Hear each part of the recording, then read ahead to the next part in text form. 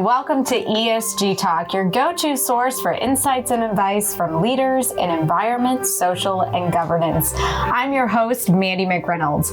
Today, we are joined by not one, but two global sustainability leaders to discuss how innovation efforts are driving ESG impact. I could not be more excited for us to tackle today and address the biggest challenges of our time. First, I'd like to introduce to you Noel Kinder. Noel is the Chief Sustainability Officer at Nike, leading global sustainability strategy and implementation efforts. Also joined is one of my dear colleagues, Brian Matt, Head of ESG Advisory at the New York Stock Exchange. The NYSE launched the Sustainability Advisory Council that brings together sustainability leaders among listed companies to share best practices in the ESG journey. Like Nike, who is a member, I had the opportunity to be with Brian a few weeks ago in Chicago, where we had a group that was focused in a roundtable session talking about data and peer comparison. So he'll unpack a little bit of both of those efforts with us today. Noel and Brian, welcome to the show. It is phenomenal to have you both here with us. Thanks, Mandi. Yeah, great to be here, Mandi. All right, I believe that most sustainability practitioners would agree ESG is more than just compliance and reporting, but it is a platform for fueling innovation and R&D. So Noel, Nike has been considered a leader in sustainable product development. One of your most impressive innovations was Space Hippie, and I gotta know, because I'm a size 5 women's shoe, I have small feet, and I wanna know if it's out there, because I was checking out the design during the show and prepping for the show. It's phenomenal. It was created with the goal of being Nike's lowest carbon footprint shoe. And our choice of shoe can support our steps ahead or knock us off our feet. And the same is true when we look at scope 1, 2, and 3 emissions and product design. So tell us more about this Uncharted Territory and what did it look like for you and the company leading this charge? Yeah, it was a really fun project to see come to life. I mean, like you said, the design team that sits within our overall advanced innovation function kind of took it upon themselves to see what they could do in terms of advancing the lowest carbon shoe that we had made to date. And they quickly found out that recycled content was the fastest pathway to do that. You know, we were talking a little bit ahead of this that the name Space Hippie came from this notion that if you were in space and you had to use the resources immediately available to you, that changes the way you think about creating things. And that's really the inspiration that team came up with, that there's post-industrial waste in the manufacturing environment that really is a quicker pathway to lower carbon. And so what you see in the design aesthetic is really kind of those visual cues that represent kind of the speckled nature of the product that shows the actual recycled content in it. And that product became a bit of an icon. I might be overstating that a tad. But what was really fun to watch was not just that product in and of itself come to life, but how the individual innovations that came to life in that project wound up proliferating into other models. And so I would expect most of the listeners would know of the Air Force One, which is an iconic model for us. There were versions of the Air Force One that then used some of those technologies from Space Hippie in future versions of the Air Force One. And so you see a bit of a family tree after Space Hippie where individual innovations and product attributes were pulled through into other models. And so for me as CSO, something like Space Hippie is a great reminder to our consumers that, you know, we can kind of evoke what's possible, if you will, show where we can take them. But really to drive impact at scale, you have to proliferate those innovations in a way that you really leverage the hundreds of millions of shoes that we make every year. And so in order to both show what's possible and drive impact, you have to do both. I value that you talk about the tree of impact and thinking about it growing in that element and moving beyond just a ripple or a drop. What I think is interesting on the show is we talk about double materiality. We talk about dual impact and really talking through not only the sustainable impact, also the business perspective, the financial value towards the business. Tell us more about how a product like Space Hippie plays out on that dual impact scale. Yeah, I mean, I think if you look back at Nike's history, we've got 50 plus years of kind of priding ourselves on being an innovator. And so Space Hippie just plays on that continued legacy. But what's shifted over the last 3 or 4 or 5 years is really kind of the mindset that historically we've considered the innovation engine to make athletes better, right? Make them jump higher, better cushioning for runners, more durability.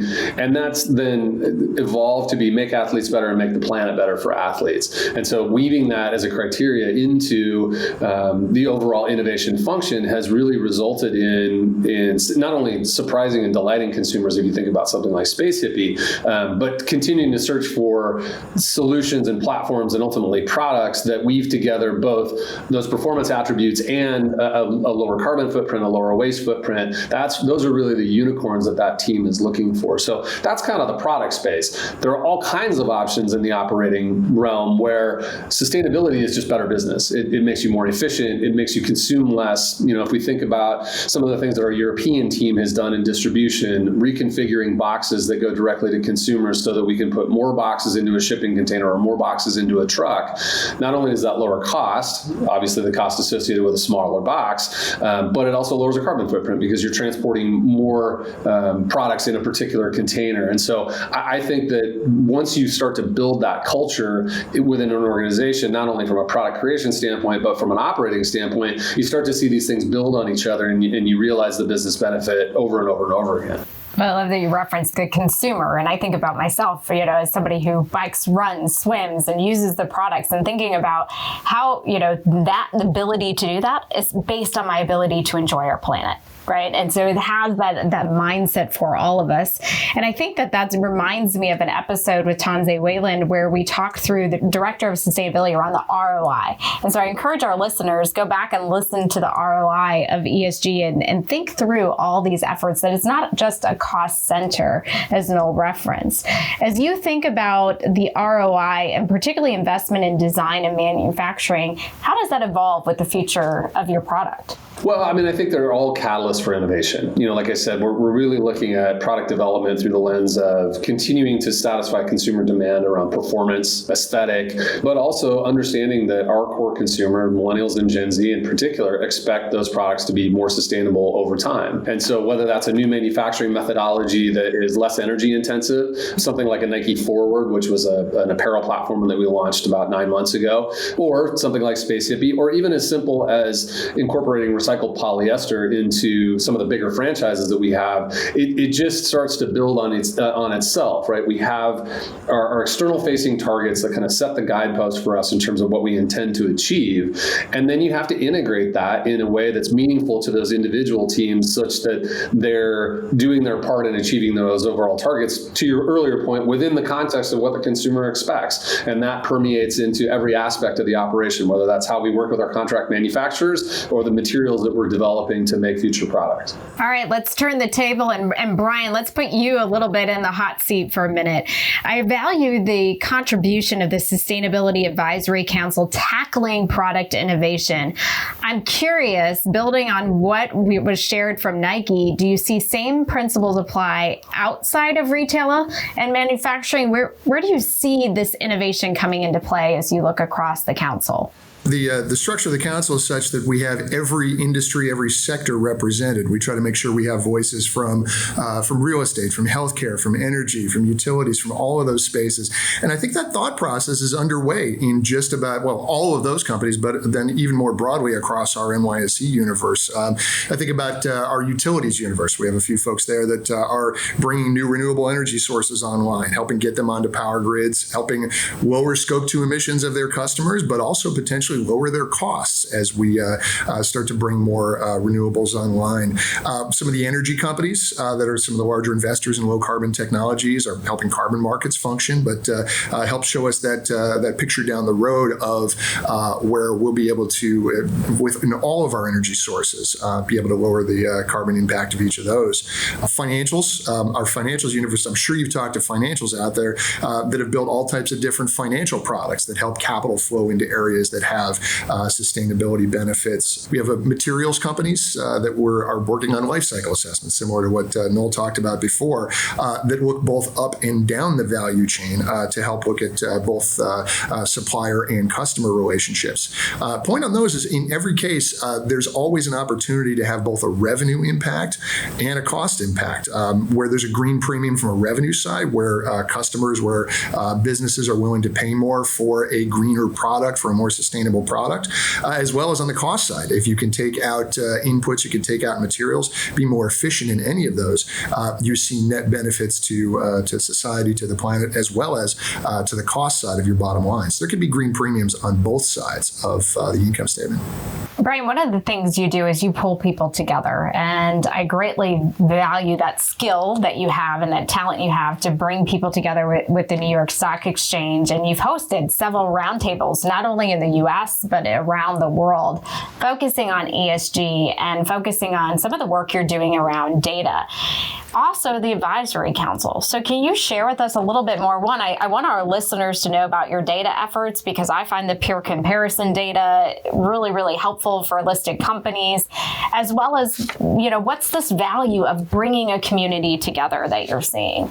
A parent company for us, Intercontinental Exchange, is in the data business when it comes to as reported ESG data, as well as in the climate space, both in physical risk as well as transition risk data. So as you start to look at it as a portfolio, when you're as a financial and looking across a portfolio of any kind, you start to need to be able to measure what's the carbon impact, what's the transition approach that we're going to need to take as we manage that portfolio over time. So ICE is in that data space, and we take that same data and make it available to companies to use for benchmarking purposes. What do I look like in terms of what I disclose as a company? What do other companies look like in terms of what they make available? How do I benchmark myself against others that are similar investments? So that's some of the data sets that we make available. And then, as you mentioned, Mandi, you were able to join one of our events in Chicago a couple of weeks back, where we bring sustainability folks in from really across every industry. After a few of these, we brought together, we tend to like to have 15, 20, 25 individuals in a room.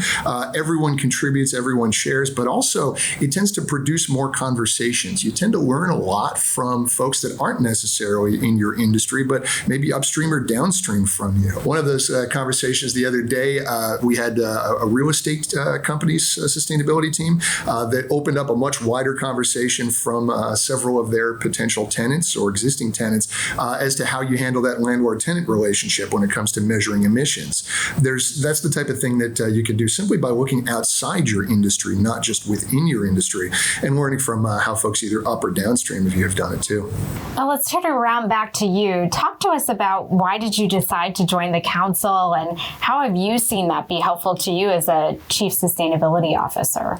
Well, Brian really touched on it, right? It's the ability to be exposed to other industries that help you kind of open your aperture and maybe look at the challenges that you have a little bit differently. We had a chance to spend some time with the General Motors team, Kristen Seaman, who's their CSO, and her team came and joined us here at Nike headquarters. And you wouldn't think that there's a lot of commonality between making automobiles and footwear and apparel, but they really are trying to solve some of the same challenges. What are the materials that we need to start looking at to replace some of the more carbon-intensive materials that we collectively use? Some problems that they actually had gotten further on than we had. And so I think that's an example of the benefit of exposing yourself to other industries and taking the cues from folks who have been trying to solve maybe somewhat different challenges, but maybe somewhat similar challenges, and frankly, accelerating your own journey by virtue of that exposure.